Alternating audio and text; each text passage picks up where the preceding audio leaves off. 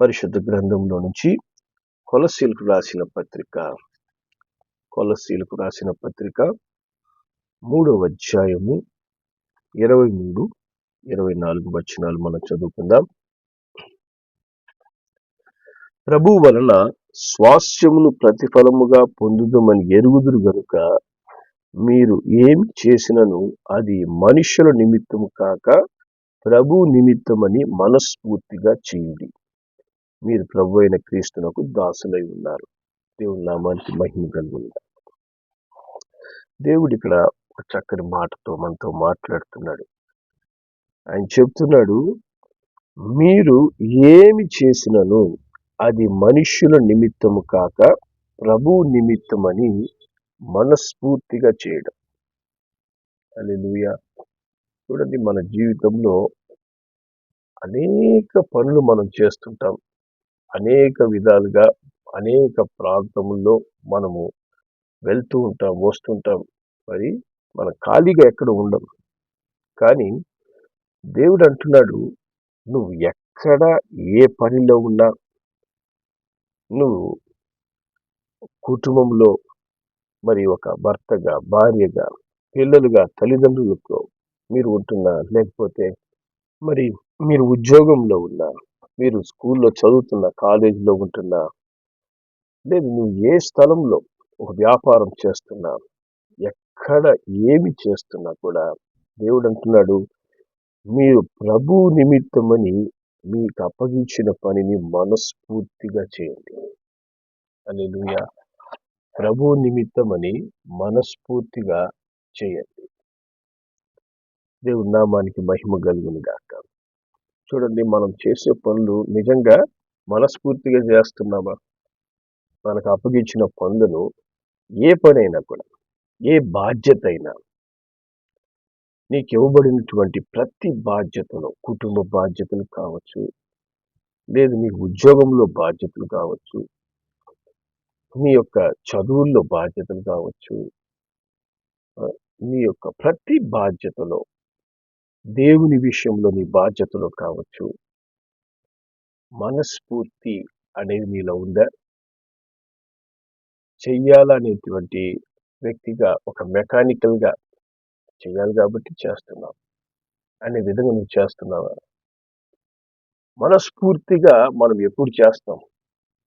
మనస్ఫూర్తిగా అంటే, ఈ మనస్ఫూర్తి అంటే అర్థం ఏంటంటే ఎంతో ఇష్టంగా, అబ్బా నాకు ఈ పని చేయడానికి అవకాశం వచ్చింది, ఎంత చక్కని అవకాశం అంటూ ఇష్టంగా చెయ్యాలనే ఆశతో, అటువంటి ఇష్టపూర్వకంగా నువ్వు ప్రతి పని చేయగలుగుతున్నావా? ప్రతి స్థలంలో నువ్వు ఆ ఇష్టపూర్వకంగా చేయగలిగే అనుభవాలు నీకున్నాయా?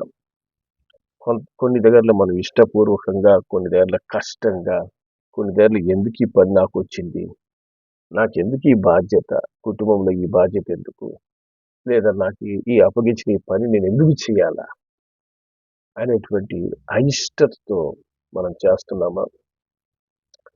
ప్రతి బాధ్యత, ప్రతి పని కూడా ఒకటి దేవుని ద్వారా వచ్చి ఉంటుంది, లేదా నువ్వు ఎన్నుకున్నందువల్ల ఆ బాధ్యతలో నువ్వు చేరుకుంటావు. రెండుకి ఏదో కారణం అనేది ఉండాలి.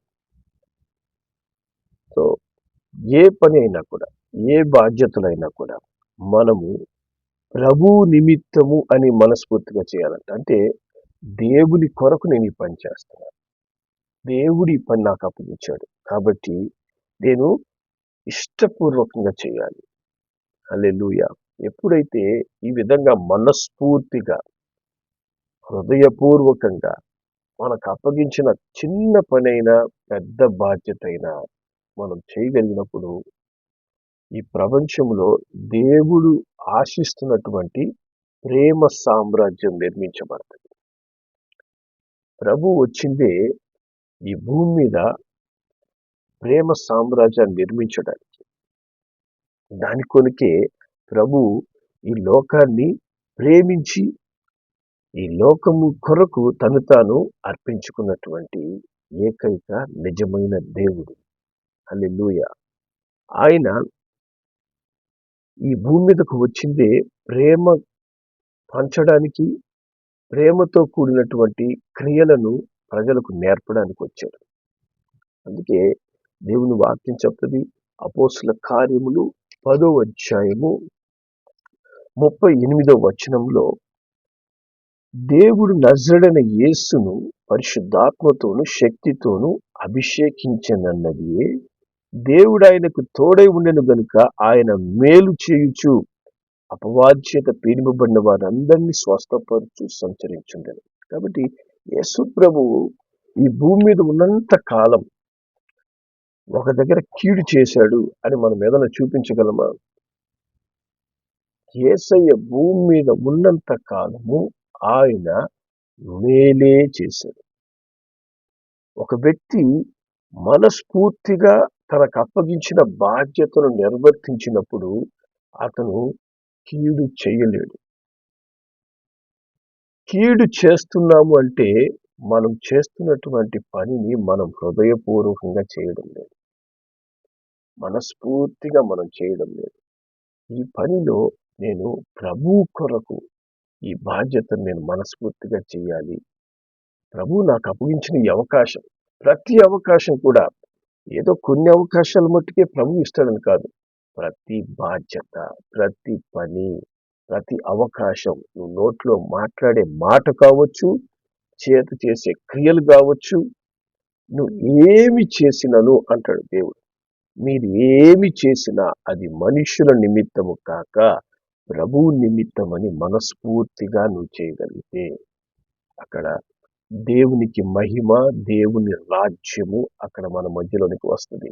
హల్లెలూయా, దేవుని నామానికి మహిమ కలుగును గాక. ఆ విధమైనటువంటి పని ఎప్పుడు ఒక వ్యక్తి చేయగలడు? ఎవరు అటువంటి మనస్ఫూర్తిగా ఒక పని చేయగలడు? అట్లాంటి పని చేయగలిగిన వ్యక్తి భూమి మీద ఒకే ఒకడున్నాడు. ఎవడంటే నిజముగా రక్షణ అనుభవాన్ని పొందుకున్నవాడు. నిజమైన రక్షణ ఒక వ్యక్తి దేవుని ఎదురు నుంచి పొందుకొని ఉన్నట్లయితే ఆ వ్యక్తి నిజముగా ఇక కీడు చేయడు జీవితంలో. ఆ రక్షణ అనుభవాన్ని అనుభవించని వాళ్ళు, అనుభవించే అనుభవంలో లేని వాళ్ళు ఇతరులకి కీడు చేయడానికి ఆశ కలిగి ఉంటారు. వాళ్ళు చేస్తున్న పనిలో కూడా సంపూర్ణత ఉండదు. సగము మంచి చేస్తే సగం కీడులోకి వెళ్తారు. ఎందుకంటే రక్షణ అనే అనుభవాన్ని వాళ్ళు పరిపూర్ణంగా అనుభవించి ఉండరు. ఎందుకు నేను ఇది ఖచ్చితంగా చెప్తున్నానంటే, దేవుని వాక్యం చెప్తుంది, రోమీయులకు రాసిన పత్రిక 5వ అధ్యాయము, రోమీయులకు రాసిన పత్రిక 5వ అధ్యాయము 10వ వచనం మనం చదువుదాం. ఏలయనగా శత్రువులు అయి ఉండగా ఆయన కుమారుని మరణం ద్వారా మనం దేవునితో సమాధానపరచబడిన ఎడల సమాధానపరచబడిన వారమై ఆయన జీవించుట చేత మరి నిశ్చయముగా రక్షించబడుదుము. ఆ పై వచనం 9 చెప్తుంది, కాబట్టి ఆయన రక్తం వలన ఇప్పుడు నీతిమంతులుగా తీర్చబడి మరి నిశ్చయముగా ఆయన ద్వారా ఉగ్రత నుంచి రక్షించబడతాం. కాబట్టి మనం ఒక దినము దేవునికి విరోధముగా, దేవునికి శత్రువులుగా మనం ఉంటూ ఉన్నప్పుడు యేసయ్య తన మరణము ద్వారా దేవునితో సమాధానపరిచాడట. ఆయన రక్తం వలన ఇప్పుడు మనం నీతిమంతులుగా తీర్చబడ్డాం. అంటే అక్కడ దేవుని యొక్క పరిపూర్ణమైన ప్రేమను మనం అనుభవించాం. యేసు ప్రభువు మనస్ఫూర్తిగా నిన్ను నన్ను ప్రేమించాడు. ఎప్పుడు? శత్రువులుగా ఉన్నప్పుడు. నేను శత్రువుగా ఎప్పుడున్నాను? యేసు ప్రభువు నేను కొరడాలతో కొట్టలేదే, యేసు ప్రభువు నేను సిలువేయలేదే, యేసు ప్రభువుకి విరోధముగా నేను ఆ దినాల్లో నేను జీవించలేదు. 2000 సంవత్సరాల కిందట నేను ఎక్కడున్నాను అని మానవుడు అనుకోవచ్చు. మరి నేను సిలువేస్తే కదా ఈ విధమైనటువంటి శ్రమను పొందుకోవడానికి, అంటే ఈ విధమైనటువంటి విడుదలను పొందుకోవడానికి. కానీ దేవుని వాక్యం చెప్తుంది, మనం పాపం చేసిన ప్రతిసారి కూడా మనం బాహాటముగా యేసు ప్రభువుని మరలా మరలా సిలువేస్తున్నామంట. మరలా యేసయ్యను మనము సిలువేస్తున్నాం. కాబట్టి మనం పాపం చేసిన ప్రతిసారి కూడా యేసు ప్రభువుని సిలువేసే అనుభవంలో మనం జీవిస్తూ ఉండగా మనకు అట్టి శాపము నుంచి, అట్టి పాపము నుంచి యేసు ప్రభు రక్షించుటకు శత్రులమై ఉండగా మన కొరకైన సిలువలో ప్రాణం పెట్టాడు. ఆయన నిన్ను నన్ను రక్షించుకున్నాడు. హల్లెలూయా. దేవుని నామానికి మహిమ కలుగును గాక. అందుకే అట్టి రక్షణ అనుభవాన్ని, అట్టి రక్షణ భాగ్యాన్ని నిజముగా నువ్వు అనుభవించినట్లయితే నువ్వు క్రీస్తు కొరకు చేసే ప్రతి పని కూడా మనస్ఫూర్తిగా చేస్తావు. ఏ బాధ్యతలన్నా కూడా నీలో లోపం కనపడదు. నీలో సంపూర్ణత అనేది ఉంటుంది. అది ఎంత కష్టతరమైన పని అయినా, ఎంత సులువైన పని అయినా కూడా దాంట్లో నీ హృదయపూర్వకమైనటువంటి క్రియ అనేది ఈ లోకం చూడగలదు. అందుకే ఒక వ్యక్తి నిజమైన రక్షణ పొందినప్పుడే హృదయపూర్వకంగా ఇతరులకు సహాయకరంగా జీవిస్తాడు. హల్లెలూయా. యేసు ప్రభు కూడా అంటాడు, మత్తయి సువార్త 22వ అధ్యాయము 39వ వచనంలో, మరి నిన్ను వలె నీ పొరుగువాన్ని ప్రేమించవలెను అని అంటాడు. హల్లెలూయా. కాబట్టి చూడండి, నీ పొరుగువాడు అనగా నువ్వు కలుసుకునే ప్రతి వ్యక్తి నీ పొరుగువాడే. ఆ పొరుగువాడు ఏ అవసరతతో ఉన్నా, ఏ పరిస్థితిలో ఉన్నా, అది నీ ఇంట్లో వ్యక్తి కావచ్చు, నీ బయట ఉన్న వ్యక్తి కావచ్చు, ఏ అవసరంతో ఆ వ్యక్తి నీ యొద్దకు వస్తున్నా కూడా దేవుడు అతనికి సహాయం చేయడానికి ఒక ఆపర్చునిటీ, ఒక అవకాశాన్ని నీకు ఇస్తున్నాడు ఆయన. సో ఆ వ్యక్తికి వచ్చినటువంటి సహాయములో నువ్వు చేయగలిగిన పనిలో నువ్వు ఏ విధంగా పనిచేస్తున్నావు, ఏ విధంగా వారికి సహాయకరంగా ఉంటున్నావు అనేది చాలా ముఖ్యం. మనస్ఫూర్తిగా నువ్వు ఆ పని చేస్తున్నావా? మనసు విరగ్గొట్టుకొని మనం సహాయం చేస్తున్నామా? చాలాసార్లు మనం చేసే క్రియలన్నీ కూడా అయిష్టతతో ఉన్నందువల్ల అవి అసంపూర్ణంగా ఉంటాయి, పరిపూర్ణంగా ఉండవు. కొంతమంది చేసే పనులు ఎట్లుంటాయంటే పైకి నవ్వుతూ చేస్తున్నట్టుంటారు, కానీ ఇతనికి నేను ఎందుకు చేయాలా, ఈమెకు నేను ఎందుకు సహాయం చేయాలా అనేటువంటి మనసులో ఒక పగ పెట్టుకొని, ద్వేషం పెట్టుకొని ఆ పనులు చేస్తుంటారు. మరి దాంట్లో మనస్ఫూర్తిగా మనం చేస్తున్నామా? దేవుడు అంటాడు, మనుష్యుల కొరకు కాక ప్రభువు నిమిత్తమని నువ్వు తెలుసుకొని మనస్ఫూర్తిగా చేయాలంట. హల్లెలూయా. దేవుని నామానికి మహిమ కలుగును గాక. మరి ఇతరులకు మేలు చేయడంలో దేవుడు ఇంకా ముందుకు వెళ్ళి ఆయన ఏం చెప్తున్నాడంటే, లూకా సువార్త 6వ అధ్యాయం 27వ వచనంలో ఆయన ఏమంటున్నాడు, మీ శత్రువులను ప్రేమించుడి, మిమ్మును ద్వేషించు వారికి మేలు చేయుడి. హల్లెలూయా. కాబట్టి దేవుడు అంటున్నాడు, మీరు నీ పొరుగువానికి కాదు, నీ శత్రువుని కూడా నువ్వు మేలు చేసే స్థితిలోకి ఎదగాలి. శత్రువుని కూడా ప్రేమించే స్థితిలోకి నువ్వు రావాలి. హల్లెలూయా. నీ శత్రువుని చూసినప్పుడు మనకు ఎలా అనిపిస్తుంది? అతను చేసినటువంటి తప్పిదాలన్నీ మనకు జ్ఞాపకం వచ్చి ఏ విధంగా కక్ష సాధించాలనే కసి మనలో పెరిగిపోతుంది. ఎందుకు ఆ కసి మనలో కలుగుతుంది? ఎందుకు శత్రువుని మనం ప్రేమించలేకపోతున్నామంటే మనము సరైన రక్షణ అనుభవాన్ని అనుభవించలేదు. నిజమైన రక్షణ అనుభవాన్ని అనుభవించిన వ్యక్తి, నేను శత్రువునై ఉండగా యేసు నన్ను ప్రేమించినప్పుడు ఈ శత్రువుని నేను ఎందుకు ప్రేమించకూడదు, ఈ శత్రువుకి నేను ఎందుకు మేలు చేయకూడదు అని ఆలోచిస్తాడు. అదే మరి మిగతా వారికి, రక్షింపబడిన వారికి ఉన్నటువంటి వ్యత్యాసం. రక్షించబడిన వ్యక్తి ఎటువంటి స్థితిలో నేను రక్షణ పొందుకున్నాను అనేది గ్రహిస్తాడు. నేను శత్రువునై ఉండగా దేవుడు నన్ను ప్రేమించి నన్ను రక్షించుకున్నాడు కనుక నేను నా శత్రువుకి మేలు చేయగలను, నా శత్రువుకి నేను మనస్ఫూర్తిగా సహాయం చేయగలను అనేటువంటి మనస్తత్వంలోకి వస్తుంది. హల్లెలూయా. 28వ వచనం చెప్తుంది, మిమ్మల్ని శపించు వారిని దీవించండి, మిమ్మల్ని బాధించు వారి కొరకు ప్రార్థన చేయండి. హల్లెలూయా. మనను ప్రేమించే వాళ్ళ కంటే మనల్ని శపించే వాళ్ళు ఎక్కువ మంది మనకు కనిపిస్తారు. మనకు విరోధంగా మాట్లాడే వాళ్ళే అధికంగా ఉంటారు. మనం మేలు చేసినా మనకు కీడు చెయ్యాలనే ఆశతో జీవించే వాళ్ళు మనం ఎక్కువ మంది చూస్తాం. కానీ దేవుడు అంటున్నాడు, అటువంటి వారిని దీవించండి, అటువంటి వారి కొరకు ప్రార్థన చేయండి. హల్లెలూయా. ఇది మనం ఎప్పుడు చేయగలము? ఎప్పుడు చేయగలమంటే, నువ్వు నిజమైన రక్షణ అనుభవాన్ని పొందుకున్నప్పుడు, యేసు ప్రభువుని సొంత రక్షకుడని నువ్వు స్వీకరించినప్పుడు, దేవుని ప్రేమను నువ్వు పరిపూర్ణంగా అర్థం చేసుకోగలిగినప్పుడు, నువ్వు ఈ విధంగా జీవించగలవు. హల్లెలూయా.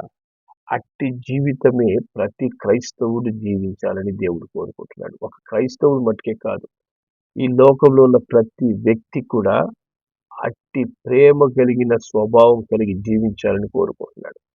అట్టి ప్రేమ గనుక మరి మానవులకు గనుక ఉందనుకోండి, ఇప్పుడు ఇండియా పాకిస్తాన్ వాళ్ళు కలిసిమెలిసి జీవించగలరు. మరి రష్యా ఉక్రెయిన్ వాళ్ళు సమాధానంతో కలిసి జీవిస్తారు. ఈ లోకములో యుద్ధాలనే ఉండవు, ద్వేషము, పగ, కక్షలనే ఉండవు. అనుదినము మనము అనేక మంది ఒకరినొకరు మరి హింసించుకోవడం, బాధపడడం, మరి భార్య భర్తలను చంపడం, భర్త భార్యను చంపడం, మరి ఆస్తి తగాదాలని, ఆ తగాదాలని, ఎన్నో గొడవలు నిలిచిపోగలగాలి అంటే యేసు యొక్క ప్రేమను ఆ వ్యక్తి అనుభవించాలి. దేవుని ప్రేమను ఒక వ్యక్తి అనుభవించగలిగితే సమస్త సమస్యలకు ఒక ముగింపు అనేది వస్తుంది. మానవుడు ఆ యేసు ప్రేమ యొద్దకు రాడు, ఆ ప్రేమను రుచి చూడడు కనుకే అనేకమైన అపాయాలు, మరి అనేకులకు ఇబ్బందికరంగా మానవుడు తయారవుతున్నాడు రోజు రోజు. దేవుని ప్రేమ రుచి చూసిన వ్యక్తి, దేవుడు తనను రక్షించడానికి ఆయన పడిన ప్రయాస, ఆయన ఎంత వేదనతో నన్ను ప్రేమించి ఆయన ప్రాణం పెట్టాడని గ్రహించిన వ్యక్తి ప్రభు కొరకు అందరినీ ప్రేమించగలడు. హల్లెలూయా. దేవుని నామానికి మహిమ కలుగును గాక. మరి మొదటి యోహాను రాసిన పత్రిక 4వ అధ్యాయం, మొదటి యోహాను రాసిన పత్రిక 4వ అధ్యాయము 20వ వచనంలో దేవుని వాక్యము ఈ విధంగా చెప్తుంది, ఎవడైనను నేను దేవుణ్ణి ప్రేమించుచున్నానని చెప్పి తన సహోదరుని ద్వేషించిన ఎడల అతడు అబద్ధికుడగును. తాను చూచిన తన సహోదరుని ప్రేమింపని వాడు తాను చూడని దేవుని ప్రేమించలేడు. హల్లెలూయా. కాబట్టి దేవుడు ఖచ్చితంగా ఇక్కడ చెప్తున్నాడు, నువ్వు నన్ను ప్రేమిస్తున్నావు అంటే నీ సహోదరుణ్ణి ప్రేమించక నన్ను ప్రేమిస్తున్నావు అని చెప్పడం ఖచ్చితంగా అబద్ధం. నువ్వు నన్ను నిజంగా ప్రేమిస్తున్నట్లయితే నీ కంటి ముందున్నటువంటి నీ సహోదరుని నువ్వు ప్రేమించగలవు. అతడు ఎంత విరోధి అయినా, ఎటువంటి శత్రువు అయినా, అతడు నీ పొరుగువాడు కావచ్చు, నీ సొంతవాడు కావచ్చు, మరి నీ భర్త కావచ్చు, భార్య కావచ్చు, మీ తల్లిదండ్రులు కావచ్చు, మీ పిల్లలు కావచ్చు, మీ బంధువులు కావచ్చు, మీ శత్రువులు కావచ్చు, ఎవరైనా మన సహోదరులే. మరి అటువంటి వారిని మనం ఎప్పుడు ప్రేమించగలమంటే, నువ్వు నిజంగా దేవుణ్ణి ప్రేమించగలిగినప్పుడు, ఆ ప్రేమ నీ హృదయాన్ని నింపినప్పుడు నువ్వు నీ సహోదరుని ప్రేమించగలవు. అట్లా నీ సహోదరుని నువ్వు ప్రేమించగలిగినప్పుడే ఆ సహోదరుల్లో ఒక శత్రువు ఉండొచ్చు, పొరుగువాడు ఉండొచ్చు, నీకు విరోధైన వాడు ఉండొచ్చు, నువ్వు మనస్ఫూర్తిగా ఎప్పుడైతే అతను ప్రేమించి అతనికి మేలు చేయగలవు, అప్పుడే నువ్వు దేవుని ప్రేమించినట్టు. లేకపోతే మనము దేవుణ్ణి ప్రేమిస్తున్నామని లోకమంతటిని ద్వేషించడం ఎప్పుడు కూడా అది నిజమైన ప్రేమ కాదు. ఈ దినము నువ్వు నిజమైన రక్షణను అనుభవించావా? దేవుని ప్రేమను రుచి చూచావా? దేవుని ప్రేమను నిజముగా నువ్వు రుచి చూచినట్లయితే నీ జీవితంలో నీలో నుంచి దేవుని ప్రేమ బయటికి రావాలి. నీలో నుండి పగ, కక్ష, ద్వేషము, శత్రుత్వము, ఒక వ్యక్తిని చూడగానే కసి మనలో వస్తుందంటే మనం దేవుని ప్రేమను రుచి చూడలేము. ఇంకా మనకు రక్షణ కలగలేదు. రక్షించబడలేదు. రక్షణ అనేది నిన్ను క్రీస్తు స్వారూప్యంలోనికి నిన్ను మారుస్తుంది. రక్షణ అనేది ఏదో ఒక సర్టిఫికేట్ పొందుకోవడం కాదు. రక్షణ అనేది నిన్ను క్రీస్తు వలె జీవించే విధంగా నీ జీవితాన్ని మారుస్తుంది. హల్లెలూయా. అప్పుడు యేసు ప్రభు అందరినీ ఎలా ప్రేమించాడో, యేసు ప్రభు శిలువ మీద మరి ఆయన మేకులతో కొట్టి ఆయనని హింసించి ఆయనను దూషిస్తున్నప్పుడు శత్రువుని ఎట్లా ప్రేమించాడో అదే ప్రేమ నీ హృదయంలో కూడా వస్తుంది. అదే ప్రేమతో నువ్వు మనస్ఫూర్తిగా ప్రతి పని నువ్వు చేయగలవు. అప్పుడు దేవుని ప్రేమ నీ హృదయంలో వచ్చినప్పుడు ఎలా వస్తుంది? రోమిలకు రాసిన పత్రిక 5వ అధ్యాయము 5వ వచనం చెప్తుంది, మనకు అనుగ్రహించబడిన పరిశుద్ధాత్మ ద్వారా దేవుని ప్రేమ మన హృదయంలో కుమ్మరించబడుతుందంట. పరిశుద్ధాత్మతో నింపబడినప్పుడే నీ హృదయంలోనికి దేవుని ప్రేమ వస్తుంది. కానీ నువ్వు ఇంక ఏ పనులు చేయడం వల్ల దేవుని ప్రేమ హృదయంలోకి రాదు. నువ్వు 100 సార్లు పరిశుద్ధ గ్రంథాన్ని చదువు, నువ్వు పుట్టినప్పటి నుంచి మందిరానికి పో, లేదా ఇంక ఏ పనులు క్రైస్తవునిగా నువ్వు ఏదన్నా చెయ్యి, పరిశుద్ధాత్మ ద్వారా మట్టుకే దేవుని ప్రేమ నీ హృదయంలో కుమ్మరించబడుతుంది. పరిశుద్ధాత్మ, అందుకే దేవుడు అంటాడు, ఆత్మ లేనివాడు నా వాడు కాదు. ఒకడు నీటి మూలంగా ఆత్మ మూలంగా తిరిగి జన్మిస్తే కానీ పరలోక రాజ్యానికి చేరలేడు. అంటే ఏంటి? పరలోక రాజ్యానికి చేరాలంటే నువ్వు నీటి మూలంగానే కాక పరిశుద్ధాత్మతో నువ్వు నింపబడాలి. అప్పుడే దేవుని ప్రేమతో నువ్వు ఒక వ్యక్తిని ప్రేమించగలవు. ఇప్పుడు క్రైస్తవ సమాజము ఒకరంటే ఒకరు కక్షలు, కుతంత్రాలు, కసి పెరిగిపోతున్నాయి. ఒక చర్చికి పోయేవాడంటే ఇంకో చర్చికి పడదు, ఒక పాస్టర్ అంటే ఇంకొక పాస్టర్కి పడదు, ఒక విశ్వాసం అంటే ఇంకొక విశ్వాసికి పడదు. ఒక ఇంట్లోనే విశ్వాసులు కలిసిమెలిసి జీవించలేరు. ఎందుకంటే రక్షణ అనుభవం లేదు వాళ్ళకి. వారి ఆత్మలు ఇంకా రక్షణ పొందుకోలేరు. నువ్వు 100 సంవత్సరాలు మందిరానికి పోయినా నువ్వు రక్షణ పొందుకోకపోతే నువ్వు సాటి వ్యక్తిని ప్రేమించలేవు. మనస్ఫూర్తిగా ఇతరులకు నువ్వు మేలుకరంగా జీవించలేవు. మొట్టమొదట మనకు కావాల్సింది రక్షణ అనుభవం. యేసుప్రభు అందుకే సువార్త ప్రారంభించినప్పుడు దేవుడు చెప్పిన మొట్టమొదటి మాట ఏంటంటే, దేవుని రాజ్యం సమీపిస్తుంది, మారు మనసు పొందండి అని. మారు మనసు పొందడం అంటే ఏంటి? చర్చికి పోవడమా? వాక్యం వినడమా? రక్షణ పొందుకోవడం, రక్షణ అనుభవం. రక్షణ అంటే ఏంటి? యేసుప్రభుని నీ సొంత రక్షకుడిగా అంగీకరించి హృదయపూర్వకంగా నీ పాపములు ఒప్పుకొని దేవుని రక్తముతో నువ్వు కడగబడాలి. ఆయన రక్తముతో నువ్వు కడగబడేంత వరకు, ఆ కడగబడే అనుభవాన్ని నువ్వు అనుభవించేంత వరకు పశ్చాత్తాపడాలి. అన్నిటితో దేవుని సన్నిధిలో ఒప్పుకోవాలి. ఊరికే వెళ్ళి యేసు ప్రభు నా రక్షకుడిగా అంగీకరిస్తున్నాను, నేను బాప్తిసం తీసుకోవాలనుకుంటున్నాను అని చెప్పడము నీకు రక్షణ అనుభవాన్ని ఎప్పటికి ఇవ్వదు. నువ్వు రక్షణ పొందుకోవాలంటే హృదయపూర్వకమైన పశ్చాత్తాపములో నుంచి రక్షణ పుట్టుకొస్తుంది.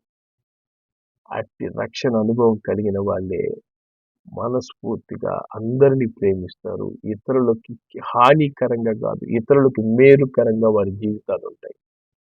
హల్లెలూయా. మరణకరమైన పరిస్థితి వచ్చిన వారు ఇతరులను ప్రేమిస్తారే కానీ ద్వేషించరు. క్రీస్తు పోలిక వారిలో ఉంటుంది. క్రీస్తు పోలి వారు జీవించడం ప్రారంభిస్తారు. అట్టి జీవితమే క్రైస్తవ జీవితం. కాబట్టి మనం ఏమి చేసినా మనుషుల నిమిత్తం కాక ప్రభువు నిమిత్తము హృదయపూర్వకంగా చేస్తున్నామా లేదా అని ప్రతి పనిలో పరీక్షించుకోవాలి. ప్రతి చిన్న పనిలో, ప్రతి పెద్ద పనిలో మనం పరీక్షించుకోవాలి. అప్పుడే క్రీస్తు పోలి మనం జీవించగలం. అట్టి కృప దేవుడు మనకు దయచేయునుగాక. ప్రార్థన చేద్దాం. ప్రేమ కలిగిన మా యేసయ్య, నీకు వందనాలు, స్తోత్రములు చెల్లిస్తున్నాం తండ్రి. మేము ఈ లోకంలోనైనా దేవుని బిడ్డలమని జీవిస్తున్నాము, కానీ ఇతరులకు ఆశీర్వాదకరంగా క్రీస్తు పోలిన జీవితాన్ని మేము జీవించలేకపోతున్నాం. చాలాసార్లు నాయన మా యొక్క తండ్రి అహం కావచ్చు, మాలో బలహీనతలు కావచ్చు, నాయన మేము మనస్ఫూర్తిగా ఇతరులకు మేలు చేయవారిగా ఉండలేకపోతున్నాం. మమ్మల్ని క్షమించి మీ రక్తంతో కడగండి, పరిశుద్ధపరచండి.